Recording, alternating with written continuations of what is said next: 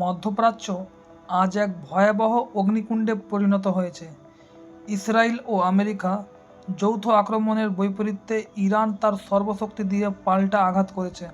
আজকের এই ভিডিওতে আমরা জানব যুদ্ধের সর্বশেষ পরিস্থিতি এবং এটি কিভাবে আপনার পকেটে বা আপনার থালায় টান দিতে পারে।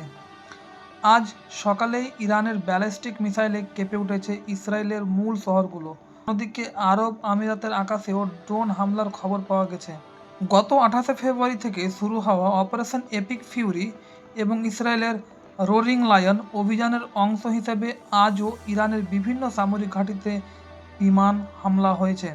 পাল্টা জবাবে ইরান আজ ইসরায়েলের রিসান লেজিয়ন এবং নেতানিয়ার সহ বিভিন্ন এলাকায় কয়েকশো ব্যালিস্টিক মিসাইল ও ড্রোন ছুড়েছে। ইসরায়েলি প্রতিরক্ষা ব্যবস্থা আয়রন ডোম সেগুলো প্রতিহত করার চেষ্টা করেছে। আজ ইরাকের বাগদাদে অবস্থিত মার্কিন দূতাবাসে অন্তত 5টি ড্রোন দিয়ে ব্যাপকভাবে হামলা চালিয়েছে ইরান থেকে আসা 10টি ব্যালিস্টিক মিসাইল এবং 45টি ড্রোন ধ্বংস করার দাবি করেছে আমিরাত। নিরাপত্তার খাতিরে তারা আজ সমসাময়িকভাবে আকাশপথ বন্ধ করে দিয়েছে। যুদ্ধে এ পর্যন্ত কয়েক হাজার ইরানি সেনা এবং উল্লেখযোগ্য সংখ্যক ইসরায়েলি ও মার্কিন সেনা হতাহত হয়েছে।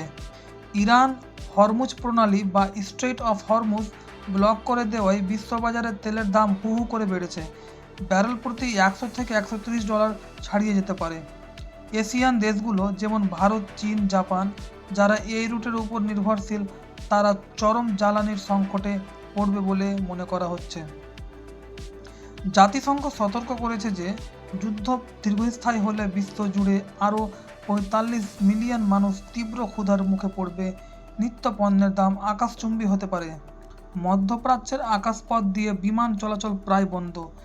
দুবাইয়ের মতো বড় বিমানবন্দরগুলো হামলার শিকার হওয়ায় বৈশ্বিক যোগাযোগ থেকে একদম বিচ্ছিন্ন হয়ে পড়েছে। এই যুদ্ধ কি তৃতীয় বিশ্বযুদ্ধের দিকে মোড় নেবে? আপনার মতামত কি? কমেন্টে জানান। পরবর্তী আপডেটের জন্য আমাদের সঙ্গে থাকুন, সঙ্গে চ্যানেলটা সাবস্ক্রাইব করে নেবেন। ধন্যবাদ।